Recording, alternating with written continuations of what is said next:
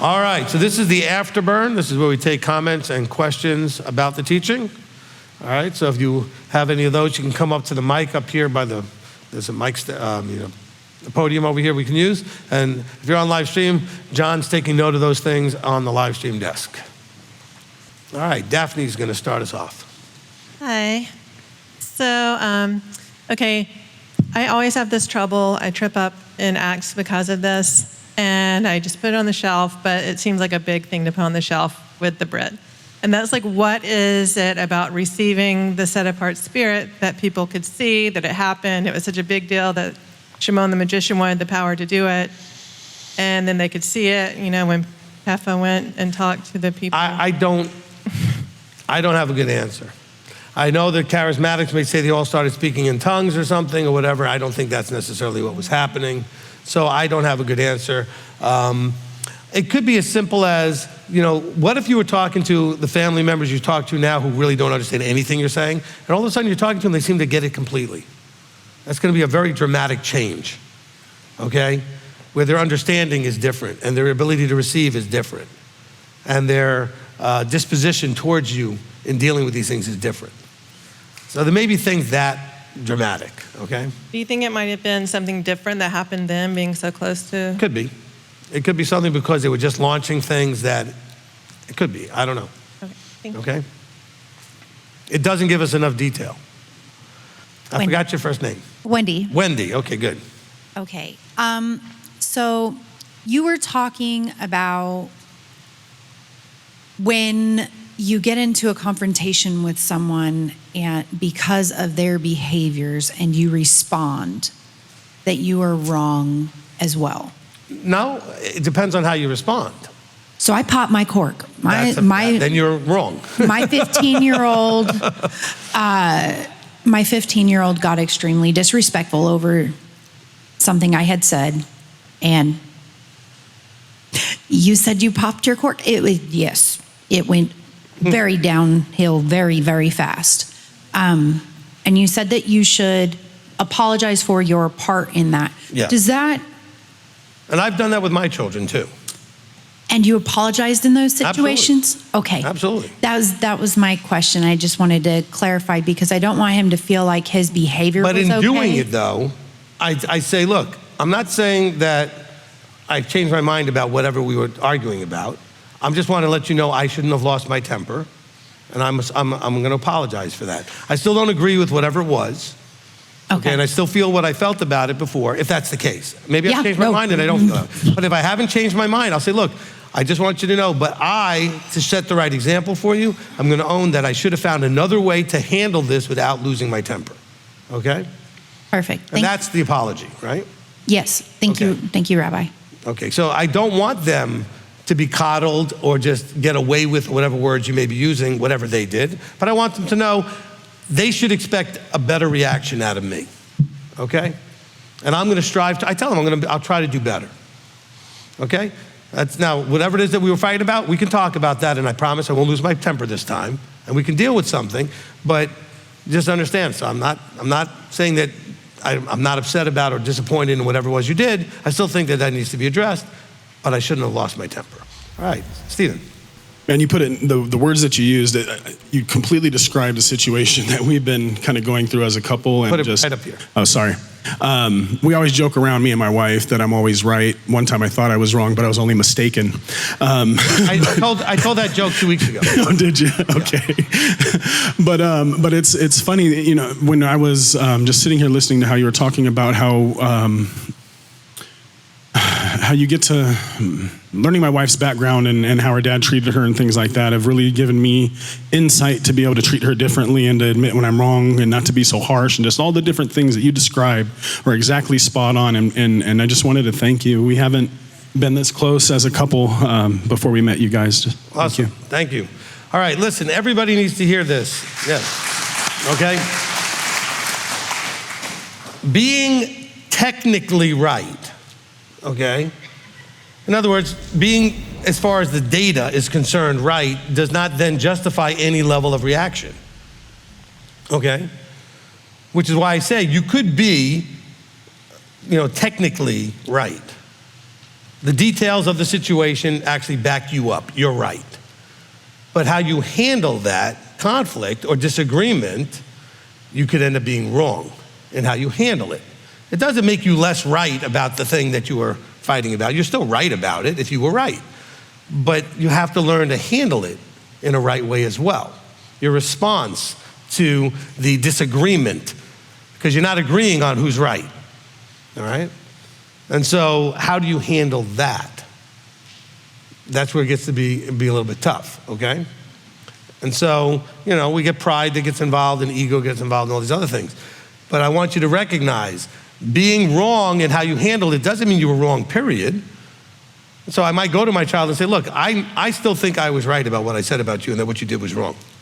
But I shouldn't have yelled at you. I shouldn't have lost my temper. I shouldn't have whatever. I lost control. In other words, I lost my equilibrium and my balance emotionally.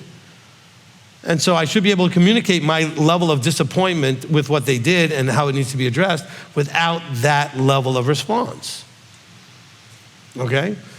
I mean, on one end of the spectrum is codependent coddling, and the other end is just losing your mind, screaming and smacking kids. There's got to be a right place in the middle somewhere, okay? Because you don't want to do either one of the extremes. They're going to be bad for you, bad for the children, okay? Let's not codependent and coddle them, and let's not lose our minds and just get ridiculous.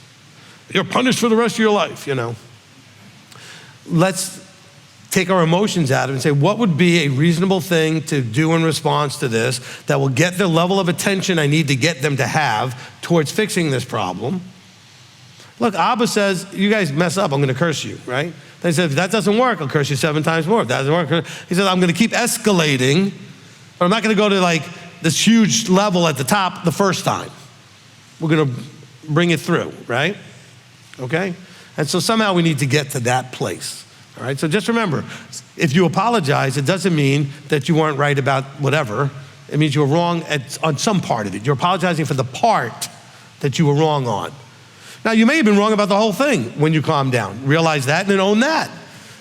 Be humble enough to go, you know what? I was actually wrong about the whole thing. That happens. You can be wrong about the whole thing, okay? And then you own all the things you did wrong. First of all, I shouldn't have lost my temper, but really before that, I was actually wrong. You were right. Okay? All right? And so,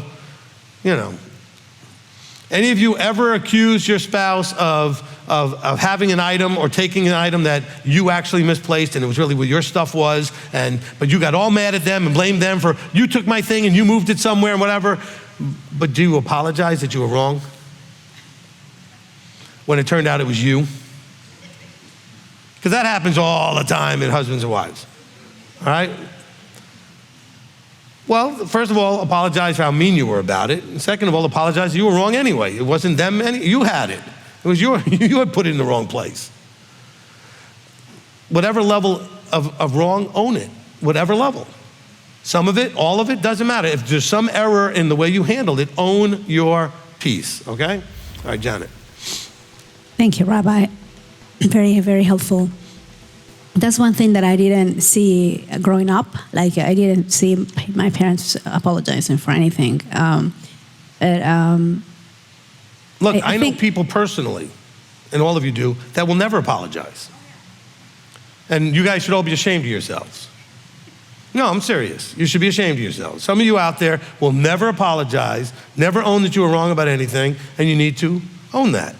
You should be ashamed of yourselves. Okay, a Messiah-like level would be to own your stuff and be willing to humble yourself and own it and apologize to the person and say, you know what, I was wrong. Okay, I know a few people in my life that I've known for a long time too, including, my father, who would never apologize for anything. Okay, we have all people like that. You need to own your stuff and apologize. Okay? Whatever your part was. Well, the other person needs to apologize too. Well, own your part and then give them the opportunity maybe to do it. So somebody's got to apologize first. Don't be waiting on them. If you had a part in it, you go and talk to them and you own your part. Okay? If they don't then reciprocate, well, that's on them. You still did your part. When I told you the story about how I apologized to the guy at work, he didn't apologize back. He actually looked at me funny why would I apologize? I said, because I just feel I needed to let you know that I'm disappointed in how I handled it. And so that's all I wanted to say. And then I walked away, whatever, okay? It didn't matter to me how he responded. He needed to know from me that I was sorry for what I did, all right? Anyway, so, but just I want to make sure that we're addressing, some of you have family members, friends, whatever, that you've dealt with for a long, long time that just will never apologize. They'll never own the things, and that's really rough on the rest of us. You guys need to look in the mirror and ask the question, have I ever apologized? Do I apologize? Some of you think you do, but you don't. If you say, I'm sorry that whatever I did upset you, that's not an apology. Because now you're saying, really, I shouldn't have been upset about it. Because some of you think you apologize, but you don't. Own what you did. Don't own that you're sorry how I reacted to what you did. Okay? Because some of you really struggle with this. It's a rough thing, all right? My wife will tell you, other people will tell you, I own my style, I'll apologize. I don't have any problem owning what I did, okay? Go ahead. Thank you, Rabbi. Okay, so Shimon, right? At some point, he was poisoned with bitterness, or at least that's what. That's what the insight was that Peter got. He thought that there was some sort of bitterness. Bitterness in his heart, Yeah. right? And so then you started teaching us about bitterness. You know how bitterness will lead into unrighteousness, and how a lot of times bitterness will come out of unforgiveness. And then I just want to make sure that I'm understanding what you said. Okay, so I think what you were saying was that Not most of the time. I think all bitterness comes out of unforgiveness. all bitterness. Okay, all Yeah, bitterness. because bitterness is a negative emotion that you're holding on to. Yeah. And so if you forgave the situation, you wouldn't be holding on to the negative emotion, right? So all bitterness comes out of that. Okay, so so after that, you were talking about, you know, like, let's say an event or an incident happens, right? And you end up having some negative emotions connected to that. And then you're saying, and that those emotions usually start with the person who committed the crime or the offense. But then you said, but then it goes into everybody. And so, first of all, I wanted to make sure that I understood it correctly. So what it means is, out of that bitterness is going to expand. Is that what happens with something that it can? Okay, so what I want to be clear is that if I'm bitter about a specific thing that maybe happened between you and me, and I would normally direct that towards you, if I don't let it go, I'm not going to direct what I'm upset about you about to other people. I'm just going to have that fact that I'm upset start to be what I'm treating everybody that way. Okay, that unresolved anger will then start spilling out on everything, even though it may have nothing to do with whatever you did. And what my problem is with you, it's going to start spilling out everywhere. Okay? And so, and by the way, that's also a problem for those of you out there. My father was one of these, all right? Who have a problem with somebody, but your white personality, you want peace, you avoid conflict, so you bury the thing until it finally goes up to explode. The problem is, those of us that you explode at have no idea why you're exploding, because you're not really that upset about the thing that triggered you at the end. You're upset about something happened 14 things earlier that you never let go of. And I know this, because with my father, he would blow up over the dumbest, stupid little thing, and I'd have to dig to find out what he really was upset about. And that wasn't easy, because he wasn't going to even understand that he was upset about something that was bigger from way back when. And it took me a while to finally dig. That's how I learned how to do this with you guys in counseling, how to dig this stuff out. It's like, this dumb thing that I just did, that's not enough for the explosion. Something else is causing that. And eventually I would find out something I did a week, 2 weeks, 3 weeks earlier had been festering, okay? You guys have to talk to people more quickly about the thing so it doesn't fester. Because otherwise you're going to snap on something in a way that isn't related properly to the thing that just happened. It doesn't make sense. This little tiny thing, boom, okay? Well, the thing that should have been boom, you avoided going boom back then.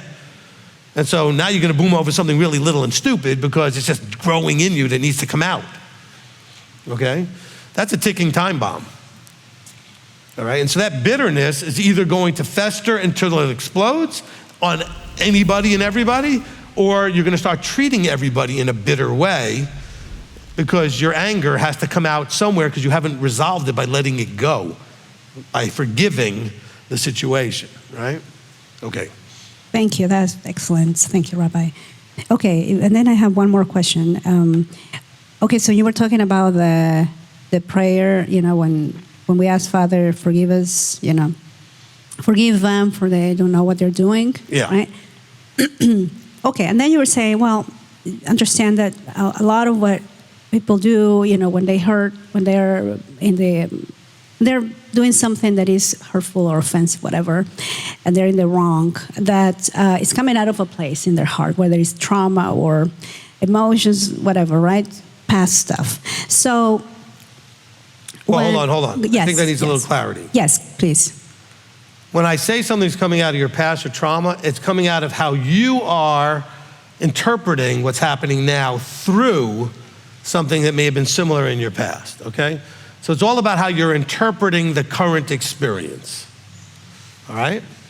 So it's not necessarily just the current experience, because that may not require or even trigger, without anything in the past, any kind of major reaction. But if it's connected to a bigger trauma similar enough, you're now interpreting the current through that past, okay? All right, go ahead. Yes. Perfect. Thank you. Okay, so then I was thinking, okay, so see, when I'm seeing, I can't even think of myself, but I've seen other people in my past, my family and other people in my practice too. Like when they will get into these very charged negative emotions, they literally look like a different person. Sure. They sound like a different person. Their outlook it doesn't look like them, And I was thinking about this, and I was thinking, well, the emotions, because when going back to the prayer, Father, forgive them. They don't know what they're doing. Like in their negative emotion, they're so irrational. They're not even thinking straight in the moment, I suppose. That could be positive or it's a negative part of emotion. it. Any emotion that you, okay, let's take it this way. Okay. This is group therapy. Continuing. All right, look. When we are looking at someone who is, for example, upset, they may just look a little bit off and upset. If they become an angry person or become an upset person, now their whole disposition changes, okay? The same thing with a positive emotion. You can see someone who's happy in a moment, and they just look like they're happy in the moment. You can see the other person, they just look like that's what they are now. They're happy, okay? It just changes their whole disposition. And so if you know somebody that has one normal disposition and that now is in a different place that you're not used to, you say, whoa, what happened? Because it will change them. All right? And so when you see them in that moment, it's almost like they're possessed by an emotion. Not by a demon, but by an emotion. The emotion is now taken over. I'm anger. I'm joy. I mean, you ever see people that just bouncing off the walls, just whatever, okay? They've now allowed it to take over. They've now diminished their ability for rational thought and for any kind of a guardrail in their behavior that the thought could have, because the emotion is just running. And then they're going to say something they shouldn't say if they're angry. That's when people are in a big fight, especially a husband and wife type of thing, and they say something they regret because they're not thinking anymore. They're just in the emotion. And the emotion, if you're in pain, you want the other person to be in pain. You're angry, you're going to lash out with that, whatever that is. You want that pound of flesh, whatever it is that you're going to verbally try to get. Hopefully only verbally, okay? Now, but that being said though, you need to be aware that you can be possessed by the emotion. It can take over. I was cranky. I snapped. I wasn't actually thinking clearly to say, well, why am I reacting that way over this thing? Because in that moment of being tired and weaker, in your weaker moments, you can actually then shift into a whole different disposition, right? Okay? We call that your intrinsic nature, your spirit. That's why we talk about people having a spirit of anger, a spirit of jealousy, a spirit of whatever. It's their nature changing. It's not an outside entity. Okay, so my nature in that moment changed. I was weak and tired, and I allowed myself to not, in that state, not make sure that my thinking was in control. My emotions just exploded out, and I snapped a little bit. That wasn't a huge thing, but it was something that shouldn't have happened, okay? And that's because my brain and my mind in that weakened moment wasn't strong enough to regulate when I was in the emotion. Okay, so there was no balance in that emotion. I could have been like, oh, I'm tired, I'm a little upset, but you know what? I shouldn't talk to my wife that way, right? It's not her fault I'm tired and cranky. And so I should be more aware and react quickly. So what I'm doing, and you should all be doing, is become more aware of what you're doing and react to it more quickly. So very quickly, I was almost ready to call her, but I knew she was already at the gym. She wouldn't have gotten a phone call and say, look, I realized I made a mistake. Some people take weeks to figure that out, then days to figure it out, then hours to figure it out, then maybe minutes to figure it out, right? You'll get quicker at it if you're starting to pay attention. And then hopefully you can react to it much more quickly, all right? All right, Frank. Just a couple of observations about things that we've been discussing today and also on Rosh Kodesh. I've found in my past responsibilities and experience for counseling personnel, dispute resolution, either even between myself and another person or between two other persons, that the most effective thing I could do was to achieve clarity of what was being said as soon as possible. And one of the most effective ways of doing that was to pause the conversation and say, let's just hold it here a minute. Let me make sure I am understanding exactly what you're saying. Give them the opportunity to respond to that. And very often it was, no, that's not at all what I was saying. Or they may say, yes, you have it correct. And then proceed with the conversation. And I found out that as long as you maintained that clarity throughout, that resolution was much easier to achieve. And I certainly agree with what you say. Our responsibility, if we have any kind of a part in it, is to own that and own it as quickly as possible. Absolutely, appreciate that. So for everyone, understand what he's saying with this one element I want to add to it is that you should be aware when you're looking for clarity, how you feel. If you're not feeling very strongly about it, you are probably more clearly receiving it than if you feel very strongly about it.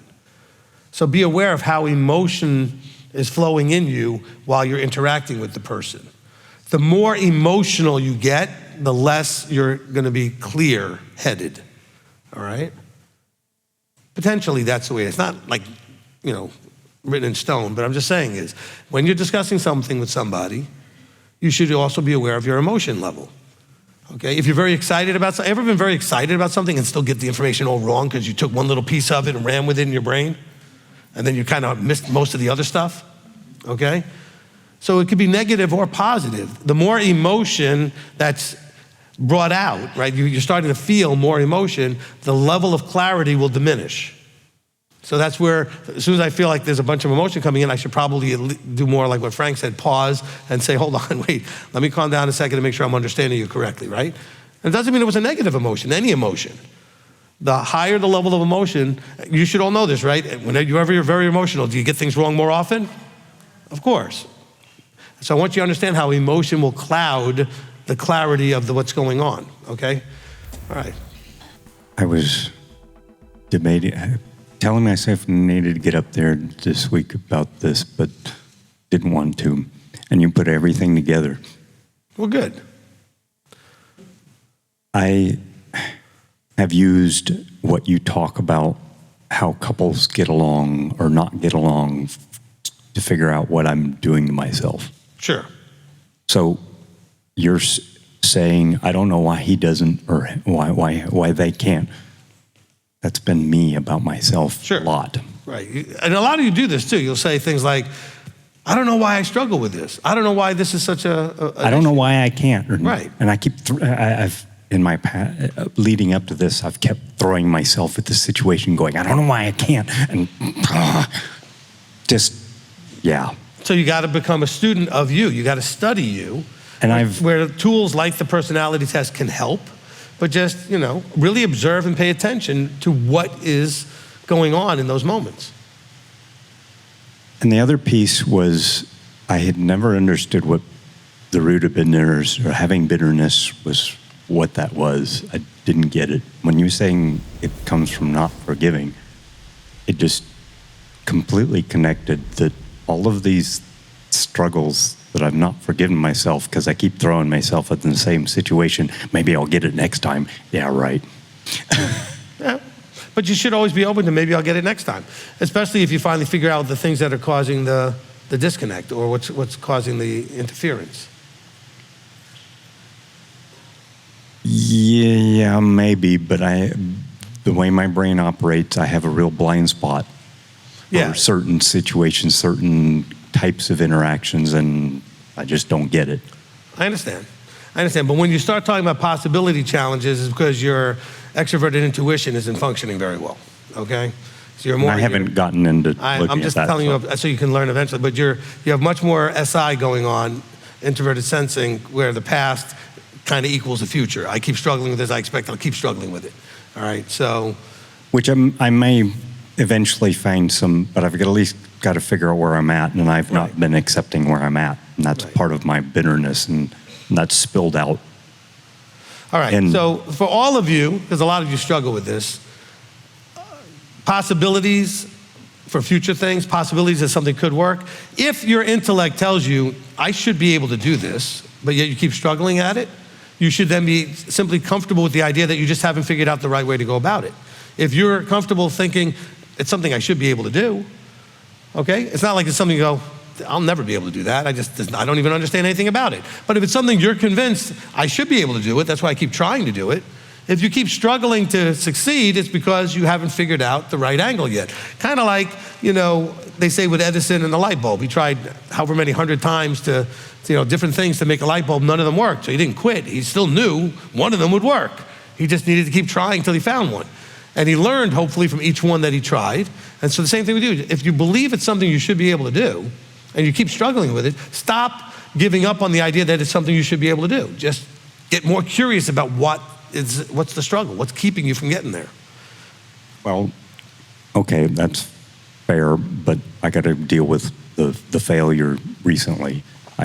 I did an omission of doing something here in the last feast, so I figure I better say it up in. That's okay. I've expected myself to be able to interact in rapid succession with a group, and my brain wants to be all in, and I struggle with the switching from one person to the next. And so I lose the ability to connect with people if I'm involved in doing something, because I'm now distracted and I don't know how to switch fast enough. And so I knew I was failing to connect with the kids in the class that I was taking photographs in, and with some of them. And so, because I'm sensitive enough, I could tell that, but I didn't know how to fix it. And I kept failing at doing it. And so I ran. Right. Okay, so when we struggle, not only should we be curious and trying to figure it out, but we should also be very ready to go ask somebody for help that may be able to help ask questions of you to unravel what was going on, what was the issue that was there, so there could be something that can be addressed, something that was weak that can be strengthened, something that was out of balance that could be balanced, whatever it was, okay? Because all of us are handicapped. And this Omer count challenge, in my looking at it, the last two, Oh yeah, relationships and community. No, the community and like the larger group. Like, I've always felt like the native-born foreigner. I don't get national identity. I don't get group identity. I don't understand. It's never been my experience. Right, and so again, you do your own research the best you can, or you here, but I don't understand the group. Right. I'm happy you guys are here and getting what you need, but I don't understand the group. Right. Okay? And that's something that everybody needs to realize, is that whatever it is about your personality, there's going to be things that you understand very comfortably and other things that you don't, because it's just not your makeup, right? So in your makeup, this group dynamic thing doesn't make a whole lot of sense to you. You don't understand it, okay? And there's nothing wrong with that. There's other people that have that same challenge. And so that's where we then start to talk about it, and maybe I can recommend certain areas that you can look into that can help you with that. But first we got to dig under to figure out why there's a struggle with this particular thing. And I've done some look into it, and that's part of my being able to be here and say, okay, I didn't do this. I have my possible explanation why. I'm not just mad at myself for not being able to do it. I'm going, okay, there could be an actual reason that I'm just can't. Right. I might be able to figure out some workarounds later, but Right. for the moment, I can't. Well, but you did actually figure out enough that you're here now. Now, that being said, I want everybody to also understand that you may actually have limitations. That's what I was trying to say. We're all handicapped on some level. So figure out what some of your limitations are and figure out how far can you push those and realize that there may be some limits there, okay? All right? I mean, we're all limited in certain areas, in certain ways to whatever, okay? Some of it, we can even just look at something simple like aging, okay? I can't run like I used to run. I have to accept that I cannot run like I used to run. I go and play racquetball, I can't play like I did when I was 20, all right? I'm limited. That doesn't mean I can't figure out how far I can go, to what level I can reach, right? So you should be figuring out what are the maximum extents of your limitations or your limits and push to them, but accept the limits also and be okay with that. But if there's something that is actually fixable, we should be first looking to figure out if something's fixable. Like I can't make myself younger so I could play racquetball like when I was 20. So I'm not gonna be all frustrated. Well, sometimes I go to get a shot and I don't get there and I'm like, then I have to remember, wait a minute, I'm 62. All right, so it's okay I didn't get to that shot, all right? But you have to have peace with that and realize there's just some things I'm not gonna be able to do. But if there are things that you're struggling with that you really believe I should be able to do, well, let's figure out what the thing is that's holding you back and see if that's something that's fixable, that we can develop workarounds or strengthen certain things that need to be strengthened in our psycho-emotional makeup so that we can get there, okay? Or physical makeup. There's some of you guys don't really push yourself physically either. There are things you could be doing that you're not doing, all right? So it's about figuring out where your actual real limitations are by pushing to them and finding out where they are, okay? And then when you find them, then do some research to see, is there anything I can do, adjust, or fix to extend that a little bit, okay? I mean, I know I could do certain exercising things that would help me be a little faster. Then I'm still limited to not being like when I was 20, but I could do more than I do now since I sit on my rear end most of the day. Well, actually, I stand most of the day because I have an up and down desk. But I don't do a lot physically, so I could do more. So I can push that limit out a little bit, but it won't be what it was back then. And so let's figure those things out also with our psychology and our emotions, right? Our psycho-emotional side of us. What are the things limiting us? And can we eliminate some of them, fix some of them, grow some of them, maximize some of them? There's so much more we could be doing before we figure out where the real limits are, okay? Okay? All right, Ken. Thank you, Rabbi. I want you to fix my head, too. Somebody get my screwdriver? Hammer? Which one do you think we need? All right, go ahead. It may be a hammer. I'm almost to the point of being upset with verse 17, Acts 8, verse 17. Okay. And I know Daphne was up earlier and she sort of touched on it, but she didn't refer to this verse, that they laid hands on them and they received the set-apart spirit. Right. And I understand in this particular part of chapter 8, we're to learn the lesson about Shimon and how he wanted this great thing that they had.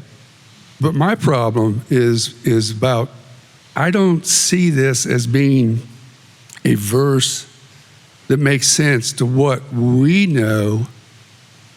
Maybe I should say what I know. What I've learned by being a part of m.t.o.i, the part about being set apart, the part about we are changing our life to become Torah pursuant. I don't see anything that Yeshua said in the Gospels that the set-apart spirit was received by the laying of hands. All right. Can you help me with? Yep. Okay. We can do this. Right. All right, so. Do I need to sit down and You do can. Doesn't matter. It's up to you. All right, look, okay? Shimon is going around with them for a while, He's not just there for 5 minutes. He's been watching things that were going on, okay? And this laying on of hands, maybe this is a play on words, an idiomatic phrase, okay? Anybody have a parent ever say, well, when I get my hands on you? Because you're going to straighten them out, aren't you, when I get my hands on you? So when you have the apostles and you have them laying hands on you, like the potter with the clay, they're going to now instruct them on righteousness, because the Spirit comes from, if you love me and guard my commandments, I will send you the Spirit, John 14, right? Which is kind of why you're saying those are the things you read in the Gospels that don't seem to match here. So maybe there's a lot more happening here, that through the laying on of hands, them submitting themselves to the instruction of the apostles, they receive the Ruach. And so they can see the people, the whole change come about. Now Shimon, who's not understanding the whole process, he just sees that the apostles started working with them and somehow now they're different people. And he wants to know, how'd you magically do that? I mean, that's a possibility of what's going on in here. Because I see the same thing when it says, go and seek the elders to lay hands on you for healing and these kind of things. And that comes from them working with you, having authority over you. You're submitting yourself to them and letting them mold you. Does that make a little bit of sense? Well, that makes more sense to me, but the problem I have is sort of like with the discussion we were talking about the NIV, not inspired version. Yeah. There's people who are going to be reading this, and I mean, I've always been able to just pass over it. But there's people that are going to read that and think, well, you know, I'm going to be baptized and I'm going to get on the water, and then the next thing I'm going to receive the Holy Spirit. Somebody puts some oil on my head and I'm good to go. That's not what it's saying at all. No. And I really almost, it makes me angry that. All right, well, it shouldn't make you angry because, hold on, I get what you're saying. It shouldn't make you angry because none of this, and I've said this many times and you've heard me, none of this was meant to be understood without guidance, okay? All right. So it's That's all good. meant to be understood with a guided study. All right, now people out there can get offended all you want, I don't care. I promise you, you know this to be a fact or you wouldn't be listening to me. You would just read your Bible and think you don't need anything because you understand everything, but you don't. Because it wasn't meant to be understood without help. And that doesn't mean that I'm condescendingly saying you're an idiot and I'm smart. No, he designed this to be instructed, to be taught, to be explained, to be expounded upon, so you would understand it. Yeshua taught, for example, a parable, and he said that to the people, and then his students say, can you explain that to us? We don't understand what you're talking about. Because it was meant to be explained. All right? I make that argument in the teaching called Learn and Teach the Torah, okay, which is an argument in case for Torah teachers, okay? So that's number one. Number two, okay, I understand where the confusion comes from, where these people out there are looking at this a certain way, because when I first came into belief, all right, Jewish boy coming into belief in a Messiah, that was a Torah-keeping church that I was going to go to, but I was thinking, before I tell my parents and anybody else about this new change in my life, I heard this thing called the Holy Spirit was a helper. I said, I need all the help I can get. So I wanted to get baptized immediately, okay? Because they sold it to me the same way, all right? And I can tell you, just like the rest of you, I didn't necessarily feel that I had any more help before or after I went and got wet, okay? I was still the same person with the same problems and the same challenges. But that's how it was sold to me too, okay?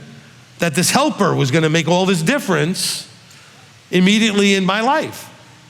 And I thought, well, I certainly need this helper. So I asked the pastor, I said, what do I need to do to get wet? Let's go, you know? And so, you know, and I can remember the day that I was immersed, okay? That was in February of 1987. So, you know, so that's going on almost what? 40 years now, okay? Look, the thing is, it's taught by lots of people what this means as best they're going to guess and what they want to interpret out of it and what they want to read into it. And they're not going to allow other things to have a hierarchy over what they're reading, so they have to know what it doesn't say or what it can't say. So this is really important to all you Christians out there. You can read Paul all you want. I like Paul. You can read the book of Acts all you want. Like that too. But if you don't understand that it has to be interpreted through the older first, what does the Tanakh say, the Old Testament say? And is what I'm reading in conflict with that? If it is, the problem is in what my understanding is and not in what was written. It should not be in conflict. Then I'll look at the Gospels and see what Messiah said. Whatever he said, this other stuff cannot be in conflict with. Okay? Let's not filter the wrong way through the scriptures. We want to read Paul and make everything fit Paul. We want to read the book of Acts or whatever and make everything fit that. No, that stuff has to fit what already came before. The house isn't built on the roof. Okay? And so the foundation is the prophets and the writings of the Old Testament. And then Messiah himself. So you're right in that you're looking at it the right way, because now this seems to not line up. Good, put it on the shelf. We'll have to figure out why it's okay to be in here and why it doesn't seem to say the same thing, but it cannot be contradicting. So when John 14 says, if you love me and guard my commandments, I'll send you the Ruach, well then something in here has to do with laying on of hands, has to do with instructing and taking a hold of them as disciples and students. That's my guess. Good. Thank you. That reaffirms my standing. Thank you. Good. All right, now I can't prove that's my, that what I said is true. It seems to make sense in the context of what does the idiomatic phrase mean, to lay hands on? Is it literally doing some magical thing by putting my hand on you?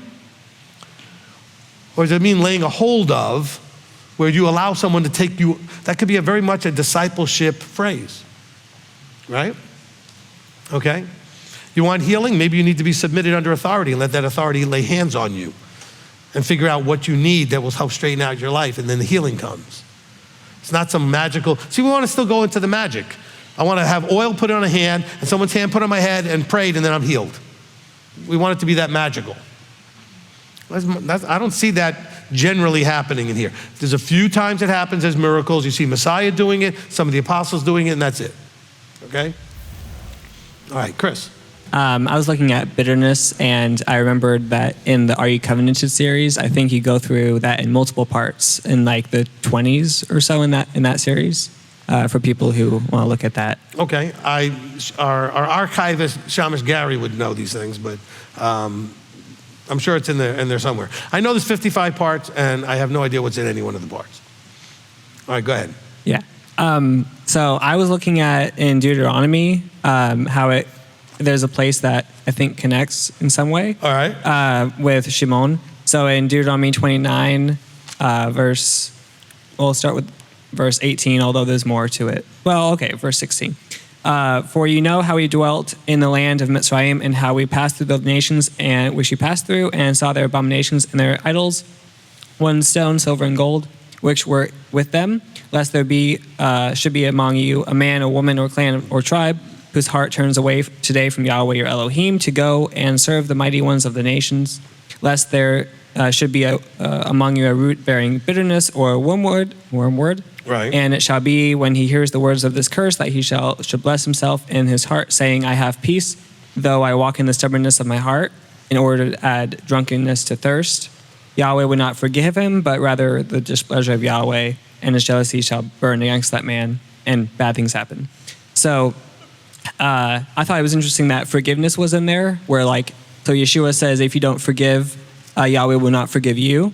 And so maybe this guy could, as well as the issue with idolatry, kind of be like Shimon with his thing for money. Yep.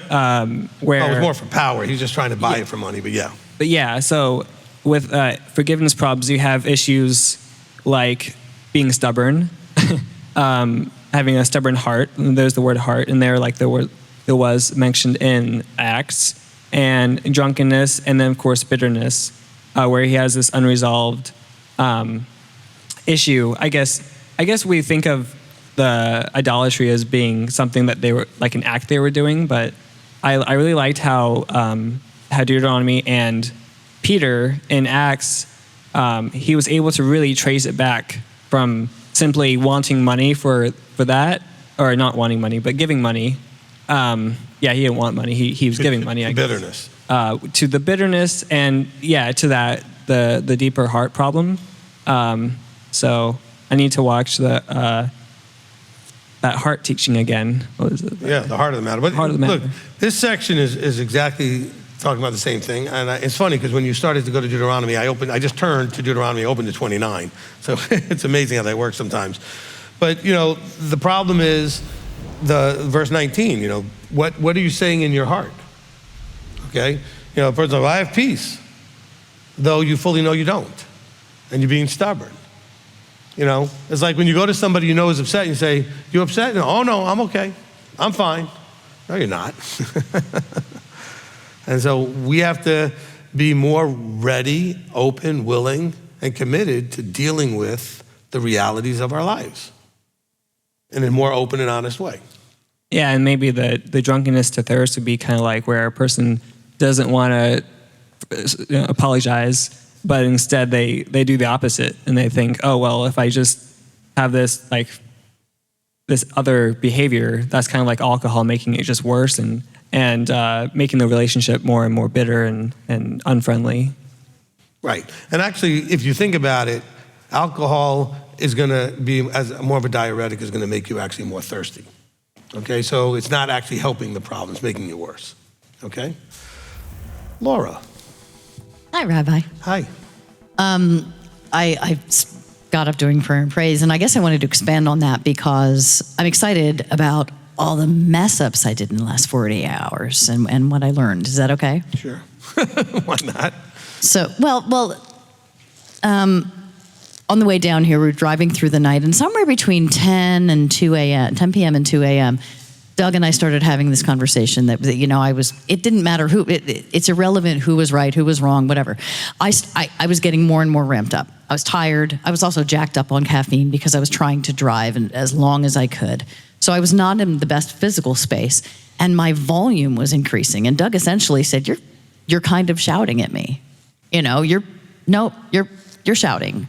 And so I shouted louder, well, I'm sorry, right? And I'm thinking, well, that's better than you saying, I'm not shouting. Yeah, oh no, I'm like, no, I'm not shouting. I'm not furious. He said, well, you're furious. I'm not furious. I'm but I'm like, yeah, well, now you are. You're definitely shouting now. And then I knew he was right, and I immediately thought, yeah, Laura, you're shouting. Like, you're getting yourself all bent out of shape. You're not handling this properly. So then I shouted again. I'm mad at myself. I'm mad at you, but I'm really mad at myself. I'm mad at myself because I'm so mad, and I can't get out of this car, and I can't, I need to get away from this situation because I'm not handling it properly. Right? See? People can relate. Yes. And I didn't get out of the car, but I said, I need to put in my audiobook and put in my earbuds because I'm not handling this properly. And so that's what I did. Right. And we just went silent, okay? Fast forward, and one of the things that I value about Doug is that he's very intelligent, he's very articulate, and he actually thinks very, very deeply before he speaks. He is a very quiet, very slow processor, and I'm fast about it. I even walk faster than he, and he's 10 inches taller than I am, okay? And so part of my problem is that I want him to process right now, and I have these, so we do discuss things time and time again until we get them resolved, whether it takes a few hours or a few days. And in this case, it took a couple of days because this morning the subject came up again, and I said, okay, I'm ready to listen. I want to listen. And he said, well, blah, blah, blah. And I'm like, and then I caught a bad case of the yabbits. You know what the yabbits are? Yeah. Yeah. And then he stared at the ground, and I had hijacked the conversation again. And he just stared at the ground. And finally, and I'm like, and now you're shut down. Now I've shut you down. I've shut you down again because when I start talking, blah, blah, blah, blah, and I said, now, and I'm like, and I'm sorry. I'm and sorry, I said, I shut down. What were you saying? Yeah. Well, I want to be like transparent up here because this is the kind of stuff that happens in every single marriage and friendships and everything else. And so again, I'm getting louder, and he goes, yes, and you're getting louder, and I'm like, and I said, okay, we're sitting outside to have coffee. I've had too much coffee apparently, and again, not enough sleep. So I'm gonna walk away. I'm not rejecting you. I'm not abandoning you. I'm certainly not abandoning this conversation. It is extremely important to me, and I am not okay. I'll be back. And he's like, okay. And I'm like, okay. And he said, okay. So I went in very dramatically, threw myself onto the bed face down, and And I said, Father, I'm so frustrated. I'm so frustrated and I'm so angry. I'm like, I am angry and I am frustrated. I am not handling this and I don't want to handle it. I want him to handle it so I don't have to deal with this if he would just be different. So, help me. Did you hear laughter? Yes.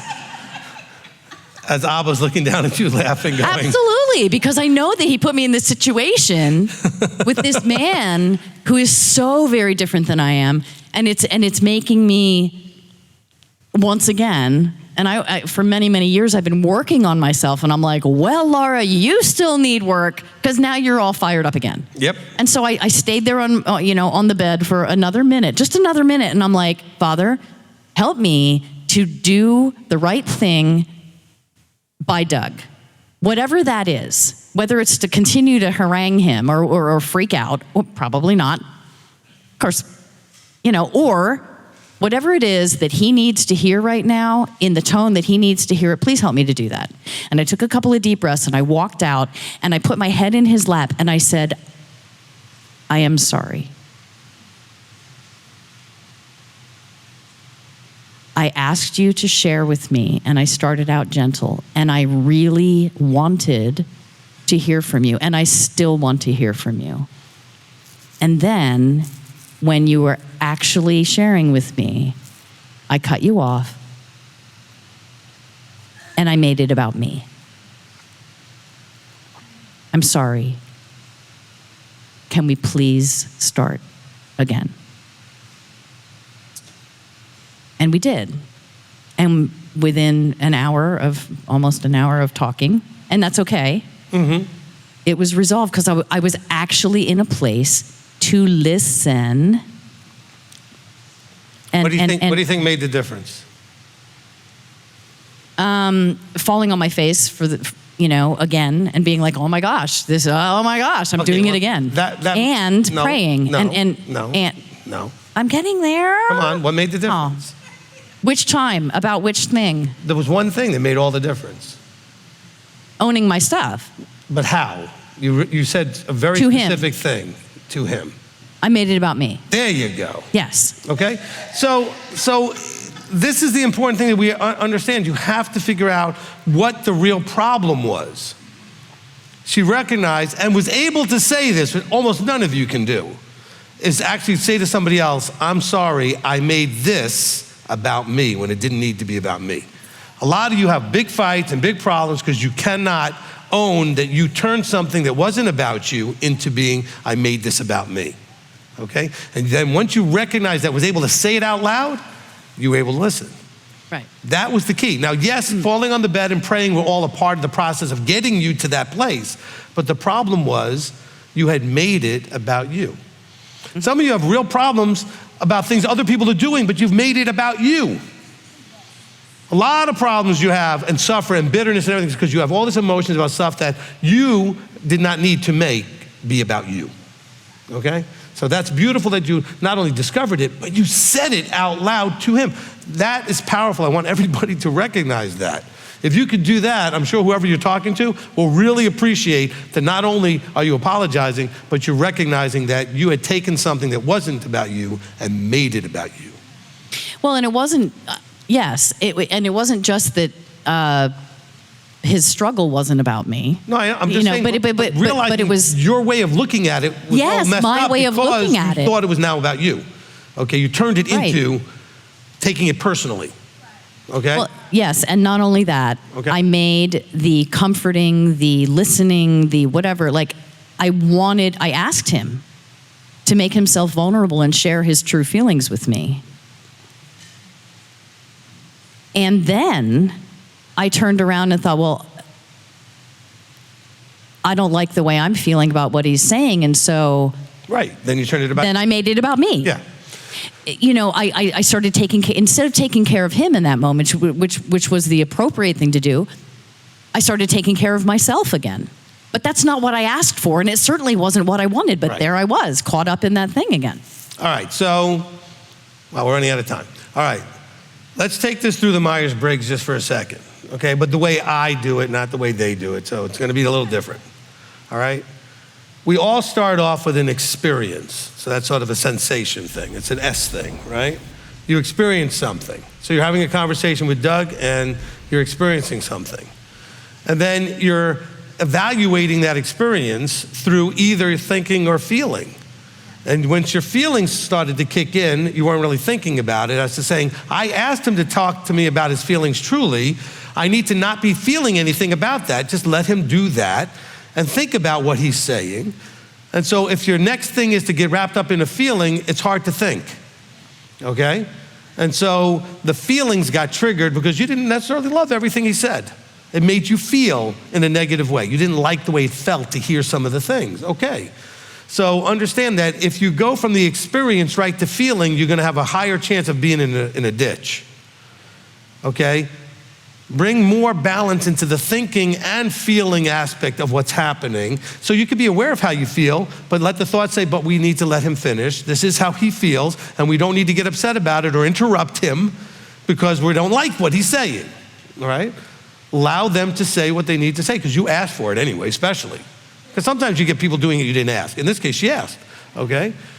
But then if you're understanding your personality is to have your feelings run out front in dealing with the information.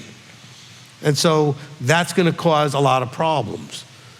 Okay, now of course, if you only have thinking run out there and you don't feel anything about it, that could be problems too. I'm not saying that either one is better, but you're gonna find more balance as long as you're not letting, feelings are stronger than thoughts, all right?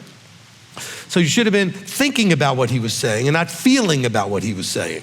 Since you asked him to share information, you have to now protect yourself and say, I'm going to think about it, not feel it. I'm not going to feel anything. I'm going to let him just say it. I'll feel later, but I need to just let it get out. And then I'm going to think about what that might have done to him and how he feels and why that was what he was going through, and empathize with him instead of only thinking now about me, okay, or feeling about me, all right? And so that's kind of the hierarchy about how we kind of go through these things, okay? It all starts with, I don't care if you have an S or an N, it doesn't matter. Everybody uses S as that's your information. That's your experience, all right, as you look at your letters, okay? All right, that is the data of what's happening. But now when you ask somebody to share something that might be challenging, you better take those feelings and put them under control and say, hold on, you guys be quiet for a while.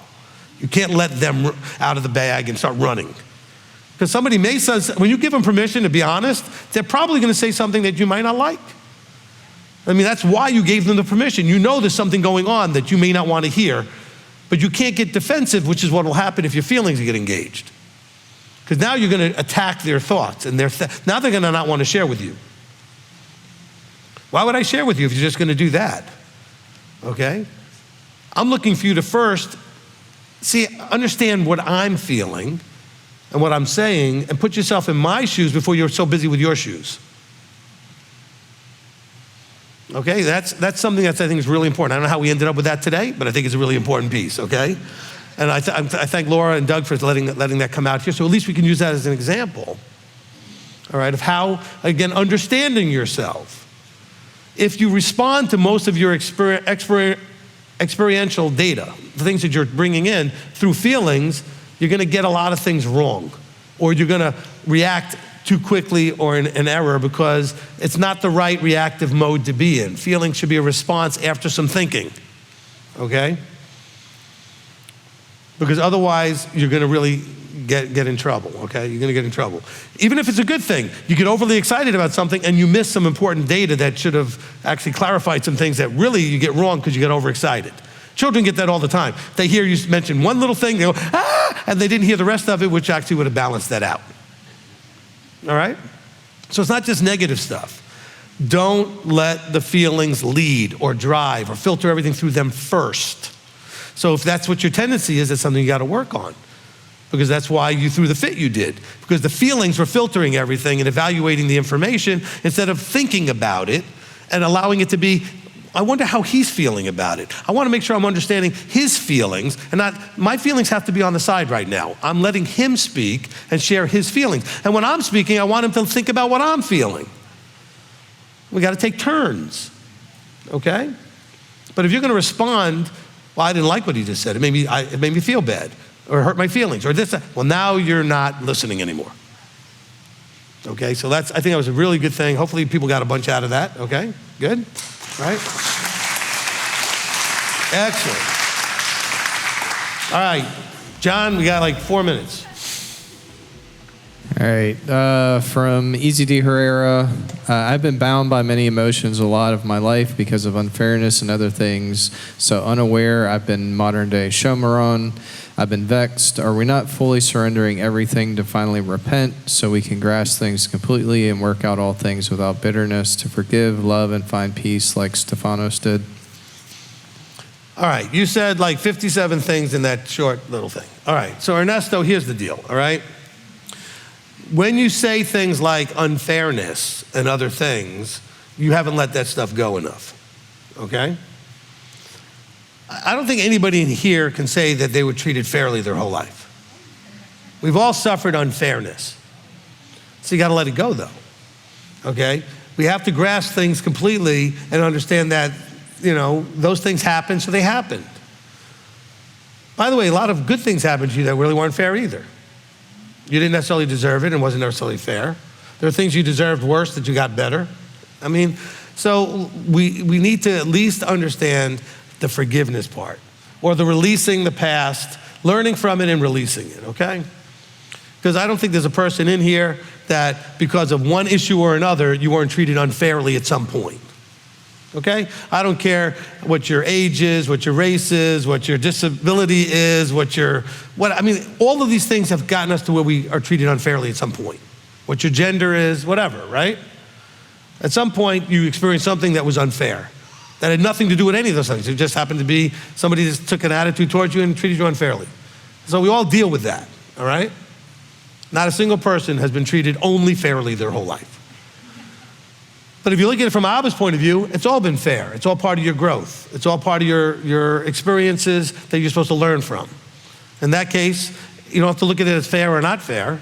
It was just something you were meant to experience so that you can grow out of it. Or you were allowed to experience so you can grow out of it. Let's stop looking at it as unfair.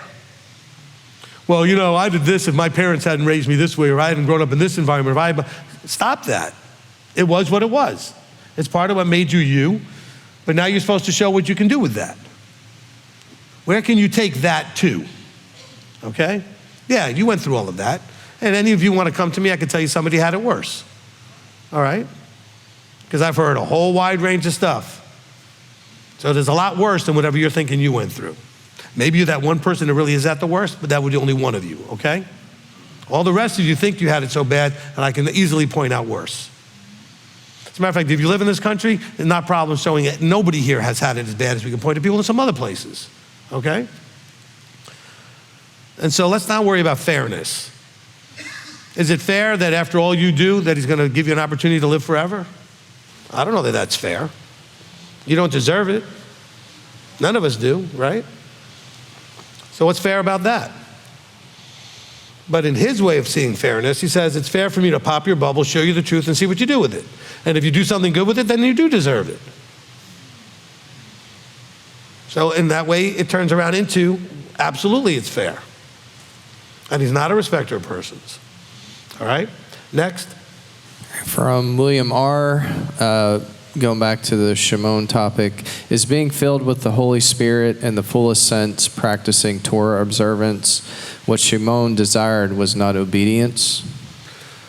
I would say sort of yes to that, but I kind of answered that in the previous answers where I said basically there's a connection to if you love me and you have a relationship with me, you'd guard my commandments and then I would fill you with the helper, okay? And so that's the sequence Yeshua gives us in John 14, okay? All right, next. Shimon had a wrong motive for seeking power. I have a few goals and desires I'm actively seeking. How do I know if I'm seeking things with the right motive? Do you even know your motive? I mean, if you don't know your motive, how do you know if it's the right motive? So what is the motive? The motive is why you want to do it. Whatever it is that you're aiming at, why are you doing it? What result are you looking for? Okay? All right. Let's say I have a thing that let's say I want to make $1 million. There could be a million different motives for that, right? So what is my reason? So I can impress people and drive around in some big car, this, that, or whatever. That would be a motive. To use it to maybe charitably help a whole bunch of people, that could be another motive. Maybe to take care of a family generationally, that could be a different motive, right? So there could be lots of different motives. So how do you know if you're thinking things with the right motive? Well, first make sure you know what the motive is. And if you know what your motive is, what's driving you, then ask, is that something that is praiseworthy and good and appropriate? And if you don't know, you can always call for counsel. But I mean, it should be simple enough to know that. Okay, why do you want this thing? Shimon wanted this power, as it said, because he wanted to walk around thinking how great he is. It actually said that. That's a wrong motive. Okay, the apostles are like, this stuff is to bring glory and honor to the Father. It's not to bring glory and honor to us, what we're doing here, okay? And so there's nothing wrong with wanting to do successful things, achieve things, being a high achiever, financially or in some artistic way or in some sort of way that you're a high achiever, provided that you have a right reason to be a high achiever, okay? Okay, maybe your reason to be a high achiever in any of the arts is because you want to bring that level of art to the people, okay? I want people to experience that level of whatever that art might be. It could be music, it could be books, it could be, any kind of, anything that artistic, painting or sculpture, anything in the arts or doing some sort of performance on some level is so people can experience something, okay? Or if it's just about you becoming famous and you becoming, that's maybe not the right motive. And I wouldn't even say maybe, that's definitely not the right motive, all right? All right, from Edwin and Carmen, is saying, I told you so not a correct reaction when you're correct? And if so, what is a better response instead of saying that? Thank you. I already told you so. Like in almost everything I said for the last 2 hours, okay? Look, I told you so is not a correct reaction necessarily. It may be something that's correct from the point of view of like, something's happening and you go, by the way, look, I'm not trying to give you an I told you so, but remember we talked about this and I said, this is what would happen if this happened, and you say it did, right? Okay? I mean, so you can put that in a proper way that's not a sort of a condescending, attacking, told you so, you idiot. That's really what we're saying without saying it, right? You dumb woman, right? Because I told you it wouldn't work. I told you this would happen. And so what are you doing when you do it that way?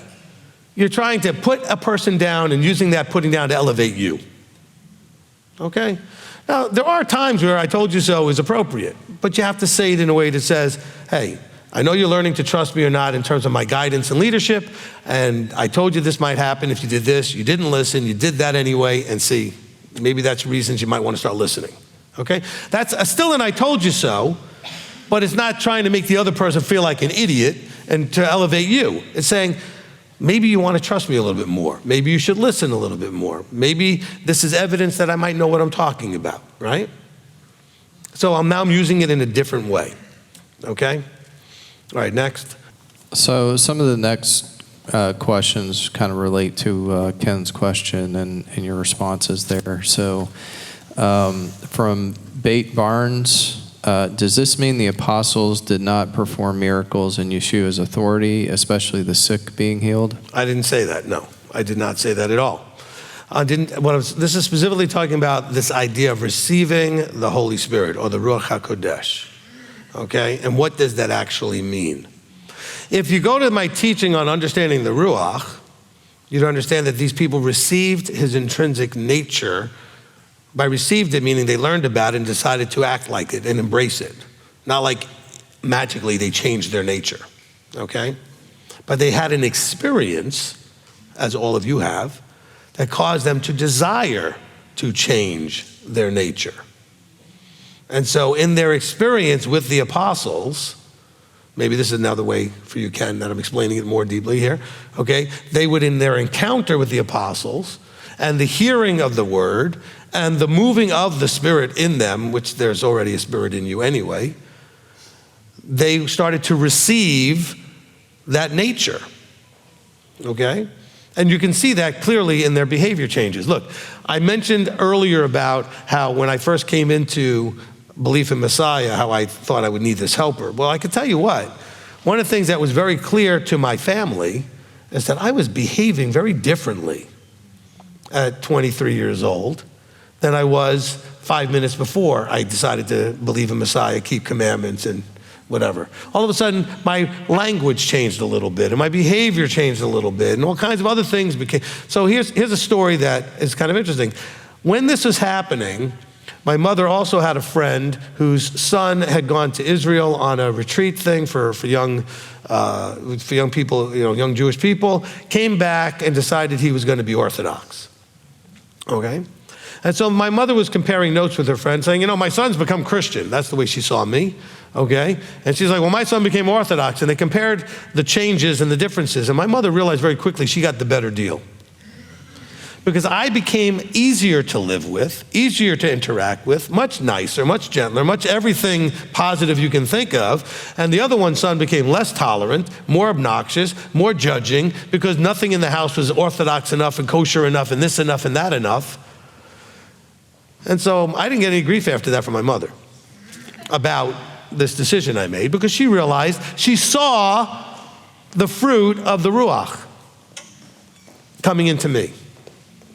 Okay, because I was now, intrinsically, my nature was changing to match more like his. Okay? And it was very clear, she could see this very clearly. My friends saw it too. They thought, what happened to you? Anybody have that? Okay, especially if you were younger and wilder, and then all of a sudden you decided to be less wild and less whatever, and then people looking at, what happened to you? And it was confusing to some of them. But I get to say, well, I've got a belief now that makes me think I need to behave a little differently. All right? And so they also saw pretty quickly a visible, manifested change, like something they could see that was an actual change in behavior. So, Ken, that would, of course, be similar to happening in the book of Acts. All right. Anything else, John? Because I got the children in here now. No, I think that's good enough, Rabbi. Good. All right. And by the way, all of you that are now mad that you got cut off, blame John. Okay, so, because he said he thinks that's good enough. There you go. Okay, I'm just picking on him still because we have the praying over the children snafu, so I'm just giving him more grief. All right. So that being said, let's go ahead and close this up. Hope this was good for everybody.